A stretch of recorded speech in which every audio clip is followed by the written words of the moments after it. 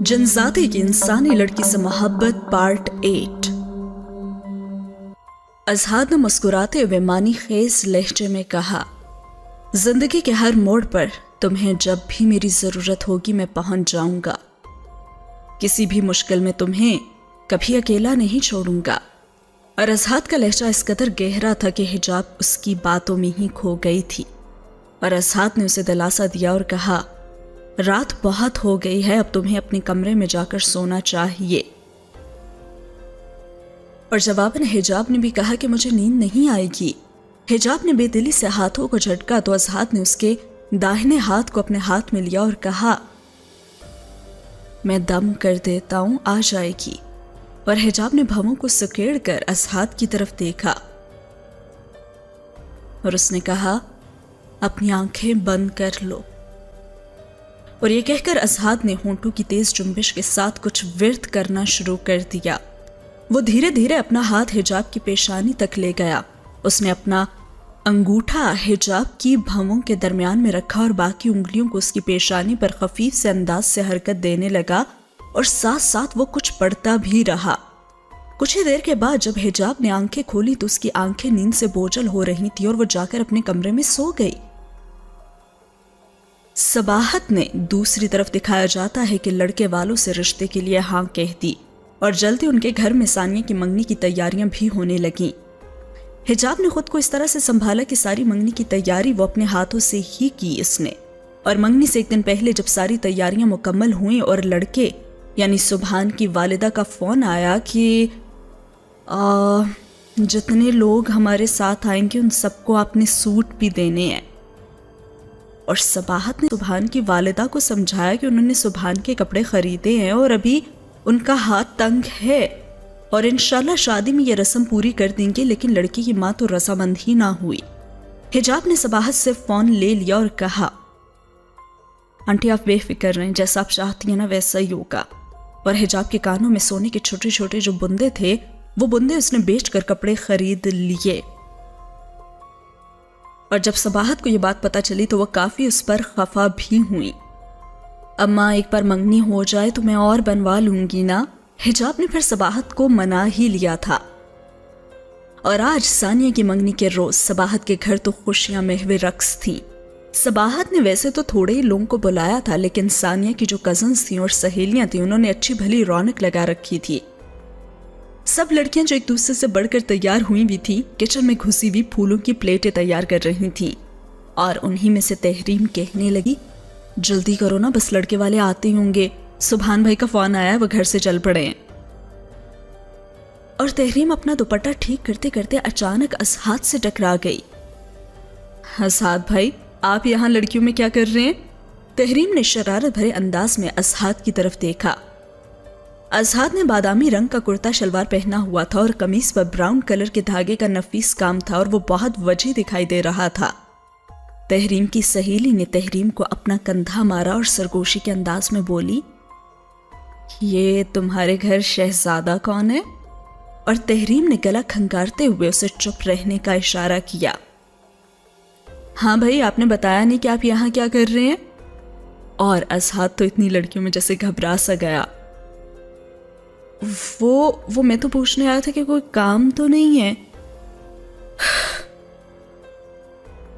آپ ایسا کریں نا کہ آپ ہی حجاب سے پوچھ لیں جو ابھی تک خود تیار نہیں ہوئی، تحریم نے ہنسی روکتے ہوئے کہا، اور اس کی سہیلی نے ایک بار پھر کندھے اچکائے۔ تحریم جا کے اپنی آپی کو تیار ہونے میں مدد دو نا، انہیں تو میک اپ بھی کرنا نہیں آتا ہوگا۔ خبردار اگر میری آپی کا مذاق اڑایا، وہ سادی بھی نا بہت پیاری لگتی ہیں۔ اور یہ کہہ کر تحریم نے پھولوں کی پلیٹیں اٹھائیں اور سہیلیوں کے ساتھ لان کی طرف بڑھ گئی، اور ازہاد کی متلاشی نگاہیں ہر طرف بس حجاب کو ہی تو ڈھونڈ رہی تھیں۔ اتنے میں لڑکیاں شور مچاتی ہوئی آئیں اور گیٹ کی طرف بھاگیں۔ وہ دیکھو لڑکے والے آ گئے ہیں، اور بڑے ہال میں بیٹھے تمام لوگ اب باہر لان میں چلے گئے تھے۔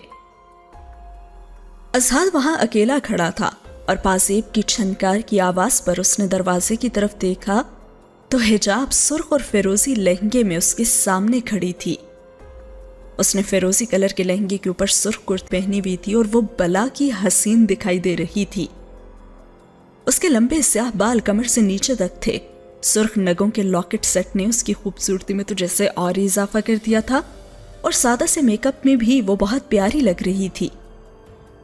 اور حسن تو ایسا کہ اصحاد بے اختیار کہہ اٹھا, بہت پیاری لگ رہی ہو. اور حجاب نے مسکراتے ہوئے اصحاد کو سر تپا دیکھا. تم تو بہت چھپے رستم نکلے, تمہارا سوٹ تو بہت زبردست لگ رہا ہے. حجاب نے ہاتھوں میں پھولوں کی پلیٹیں تھامی ہوئی تھی اور اصحاد کی نظریں تو بس اس کے چہرے پر ہی ٹھہر گئی تھی. اس کا دل چاہ رہا تھا کہ وقت یہیں تھم جائے اور وہ بس حجاب کو یوں ہی دیکھتا رہے. وہ اپنی ارد گرد کی ہر چیز سے جیسے غافل ہو گیا تھا کہ حجاب نے پلیٹ سے پھولوں کی چند پتیاں اٹھائیں اور اس کے چہرے پر مار دیں. ارے تمہیں کیا ہو گیا, دیکھو نا لڑکے والے آ گئے ہیں, آؤ ان کا استقبال کرتے ہیں. اور اس کے بعد وہ دونوں بھی باہر چلے گئے. لڑکے والوں کے استقبال کے بعد لڑکے والوں کو کھانا کھلایا گیا اور اس کے بعد منگنی کی رسم ہوئی. فنکشن رات گئے تک جاری رہا. اصحاد نے سارا کام ایسے سنبھالا کہ صباحت کو اپنے بیٹی کی کمی محسوس ہی نہیں ہوئی. اور مہمانوں میں سے جس نے بھی اصحاد کے بارے میں پوچھا تو صباحت نے یہی کہا کہ یہ میرا بیٹا ہے. اور فنکشن ختم ہونے کے بعد جب سب مہمان چلے گئے تو اصحاد اور حجاب صباحت کے ساتھ مل کر رات 1 بجے تک چیزیں سمیٹتے رہے. کام جب ختم ہو گیا تو اصحاد نے صباحت سے کہا, آنٹی میں ذرا اپنے کمرے میں جا رہا ہوں. بیٹا تم نے تو کچھ بھی ٹھیک سے نہیں کھایا, میں نا سالن اور چاول گرم کر دیتی ہوں, تم کچھ کھا لو. صباحت نے کہا, نہیں آنٹی مجھے بھوک نہیں ہے, ویسے اگر چائے مل جائے تو. اصحاد نے کہا. اور صباحت نے حجاب کو بلایا, حجاب جاؤ اصحاد کے لیے چائے بنا دو. اور تھوڑی دیر کے بعد حجاب چائے کے 2 کپ لے کر اصحاد کے پاس آ گئی اور کہنے لگی, میرے ہاتھ کی چائے پیو گے نا تو ساری تھکان دور ہو جائے گی. اور حجاب نے کپڑے تبدیل کر لیے تھے اور اس نے بالوں کو کلپ کی مدد سے پیک بھی کر لیا تھا اور وہ سادی بھی بہت پیاری لگ رہی تھی. اور اصحاد نے مسکراتے ہوئے حجاب کی طرف دیکھا, تم اگر مجھ سے کچھ روز مسلسل بھی کام کرواؤ نا تو بھی میں نہیں تھکوں گا. کیوں, تم کوئی جن زادے ہو جو نہیں تھک سکتے؟ حجاب نے تمسخرانہ انداز میں اصحاد کی طرف دیکھا اور اصحاد کی آنکھیں تو فضا میں بھٹکنے لگی جیسے وہ کسی گہری سوچ میں کھو گیا ہو اور حجاب کی اس کو آواز بہت دور سے آتی بھی محسوس ہوئی ہو. ہاں میں جن ہی تو ہوں, کبھی خواب, کبھی اصحاد, اور کبھی اچانک دھوئیں کی طرح تمہاری زندگی سے غائب ہو جاؤں گا. اور حجاب نے کہا, لیکن تم نے تو ہر مشکل وقت میں میرا ساتھ نبھانے کا وعدہ کیا ہے نا. اور اصحاد کی آنکھیں حجاب کی آنکھوں میں کھو گئیں. میں نظر آؤں یا نہ آؤں لیکن میں ہر لمحے اور ہر وقت تمہارے پاس ہوں گا. اور حجاب نظریں جھکا کر تیز تیز سانس لینے لگی. بس کرو اصحاد, مجھے ڈر لگنے لگا ہے, میرے ساتھ نہ تم ایسا مذاق مت کرو. اور اصحاد نے بھی خود کو سنبھالتے ہوئے کہا, سوری حجاب, آئندہ ایسا مذاق نہیں کروں گا. اور اصحاد کا لہجہ جیسے معنی خیز ہی ہو گیا تھا. وہ چائے پی کر کمرے میں چلا گیا اور حجاب بھی صباحت کی مدد کرانے کچن میں چلی گئی. آج تو فنکشن میں سبھی لوگ اصحاد کے بارے میں پوچھ رہے تھے.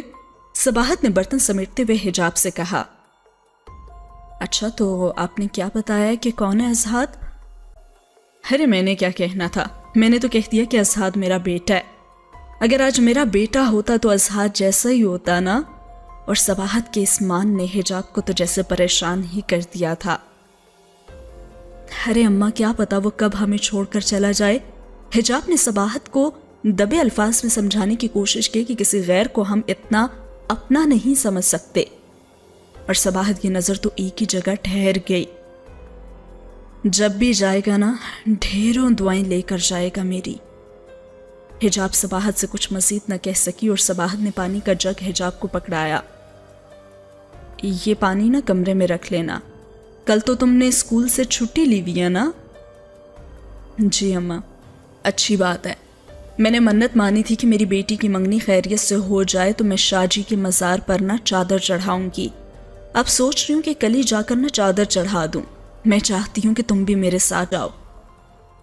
ٹھیک ہے اماں, میں آ جاؤں گی. اور یہ کہہ کر حجاب پانی لے کر کمرے میں چلی گئی۔ صبح ثانیہ اور تحریم کے جانے کے بعد صباحت اور حجاب نے جلد ہی گھر کا کام ختم کر لیا اور وہ نکلنے لگیں تو اذہان انہیں گیٹ پر ہی مل گیا۔ آج تم کام پر نہیں گئے؟ صباحت نے اذہان سے پوچھا۔ بس آج دل ہی نہیں چاہ رہا، سو میں نے بھی چھٹی کر لی۔ اچھا تو پھر چلو تم بھی ہمارے ساتھ، صباحت بے تکان بولی۔ کہاں چلوں؟ ارے تم آؤ تو صحیح، راستے میں بتا دوں گی تمہیں۔ صباحت اس کا ہاتھ کھینچتی ہوئی ٹیکسی تک لے آئی اور اذہان تو کچھ نہ بول سکا۔ راستے میں اذہان نے پھر پوچھا، اچھا اب تو بتا دیں کہ ہم لوگ کہاں جا رہے ہیں؟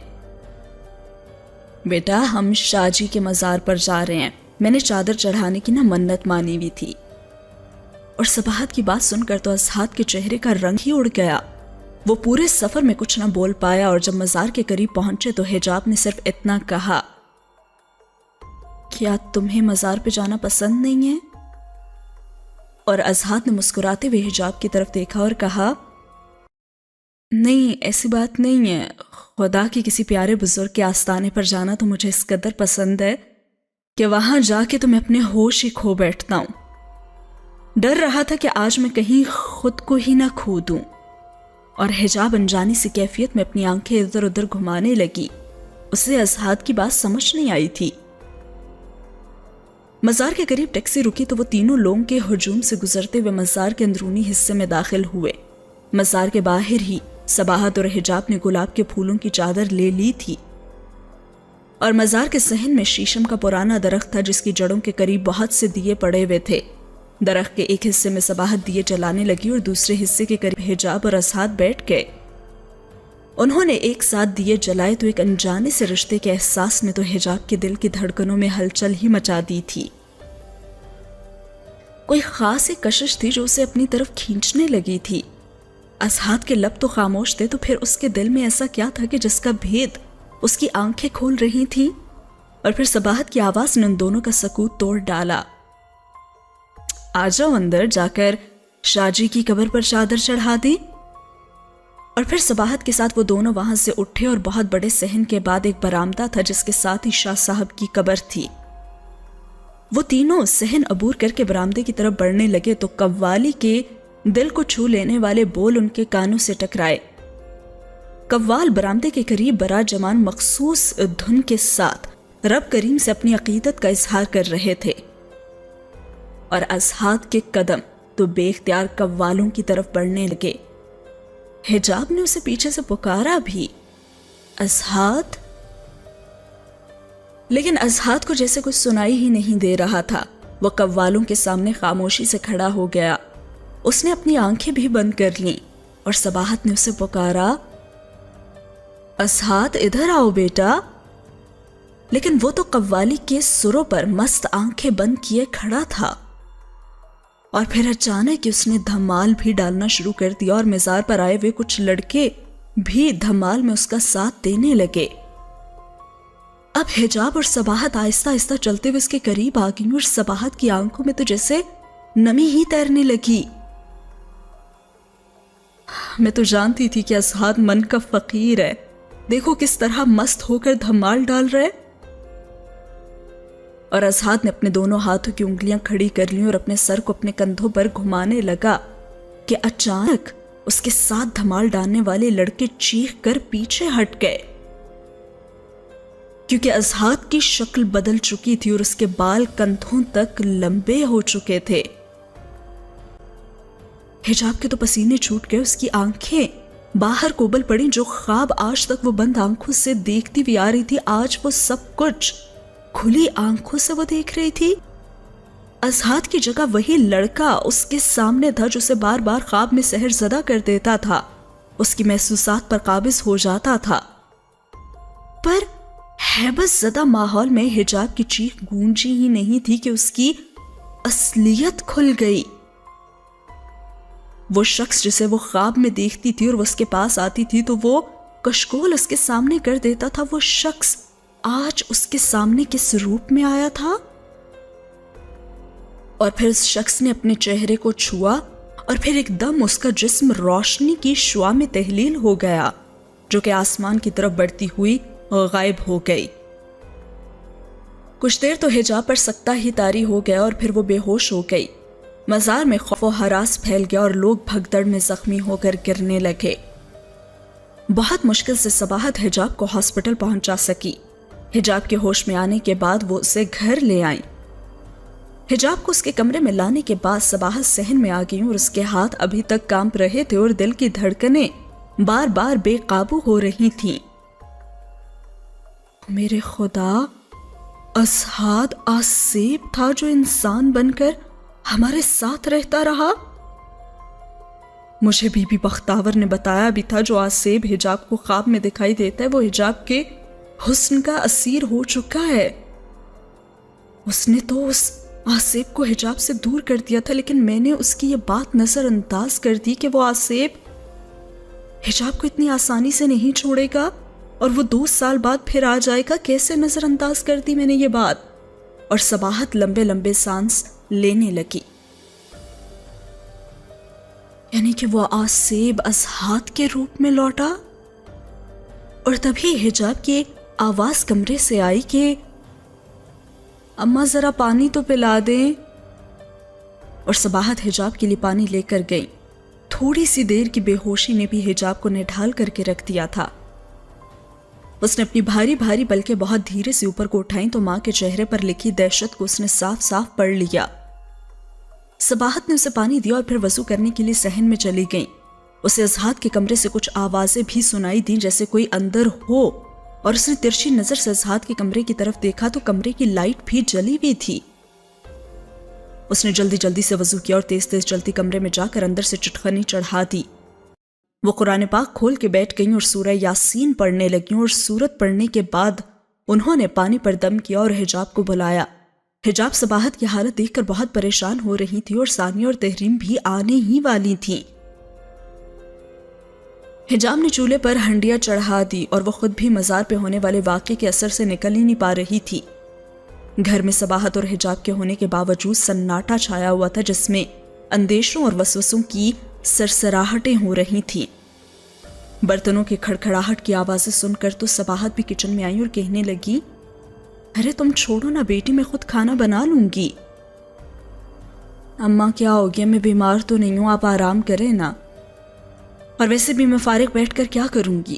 حجاب نے صباحت کو سمجھا کر بھیج دیا اور وہ ہنڈیا کا سامان تیار کرتی رہی اور اپنے دماغ میں ہونے والی سوچوں کے غبار میں الجھی بھی رہی۔ اسعد کے ساتھ گزارے ہوئے لمحے ایک ایک کر کے اسے یاد آ رہے تھے۔ اسعد کی کہی ہوئی باتیں من میں ہلچل سی مچا رہی تھیں۔ اس کے دونوں روپ بار بار اس کی آنکھوں کے سامنے آ رہے تھے۔ کبھی اس کا تصور من میں خوف بھر دیتا اور کبھی دل فریب احساس کی طرح سانسوں میں گھلنے لگتا۔ سوچوں میں گم حجاب کو احساس بھی نہیں ہوا کہ کب اس کے دوپٹے کو آگ لگ گئی اور اس نے چیخ کر دوپٹہ زمین پر پھینک دیا، لیکن آگ تو اس کی قمیص تک بھی پہنچ چکی تھی، اور اس سے پہلے کہ آگ اس کے جسم کو جھلسا دیتی کسی نے اس کے جسم پر کمبل ڈال کر اسے سنبھال لیا تھا، اور حجاب نے سر اوپر اٹھایا تو وہ اسعد کی دسترس میں تھی۔ حجاب نے اسے پیچھے کی طرف دھکیلا اور دیوار کے ساتھ جا لگی۔ کون ہو تم؟ اور اسعد دھیرے دھیرے چلتا ہوا اس کے قریب آ گیا اور اس نے اپنی نمدار آنکھوں سے حجاب کی آنکھوں میں جھانکا اور حجاب نے اپنی آنکھیں جھکا لیں۔ مت دیکھو مجھے اس طرح، میں جانتی ہوں کہ تم کوئی ساحر ہو، تم مجھے اپنی آنکھوں سے سحر زدہ کر دو گے اور میں تمہاری ان خوبصورت آنکھوں میں کھو کر تمہارے اصل روپ کو بھول جاؤں گی۔ اور جواب آیا کہ ٹھیک ہے، تم میری طرف مت دیکھو، لیکن میں نے تم پر کبھی کوئی جادو نہیں کیا۔ اپنے دل سے پوچھو، کیا میں تمہیں خطرناک لگتا ہوں؟ کیا میں تمہیں کوئی نقصان پہنچا بھی سکتا ہوں؟ حجاب نے اسعد کی طرف دیکھا اور اس سے پوچھا، تمہارا اصل روپ کیا ہے؟ تم جن ہو، روح ہو یا کوئی جادوگر؟ اور جواب آیا، میں وہ ہوں جو تمہارے لیے چھوٹی چھوٹی چیز لے کر ہوا تک، جانور سے لے کر انسان تک ہر روپ لے سکتا ہوں۔ تم مجھے ظاہر میں نہ دیکھنا چاہو تو باطن میں دیکھ لو۔ مجھے اپنے شعور سے نکال دو تو لاشعور میں پالو. میں ہر لمحے اور ہر وقت تمہارے ساتھ ہوں حجاب. میرا اصل نام ازہاد ہی ہے لیکن میں ایک جن زادہ ہوں.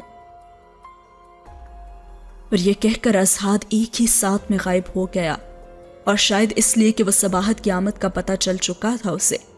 جو ہی صباحت کچن میں داخل ہوئی تو حجاب نے اپنا دوپٹہ زمین سے اٹھا کر اپنے کندھے پر گرایا تو یہ دیکھ کر وہ حیران رہ گئی کہ اس کا دوپٹہ تو کہیں سے بھی نہیں چلا ہوا تھا.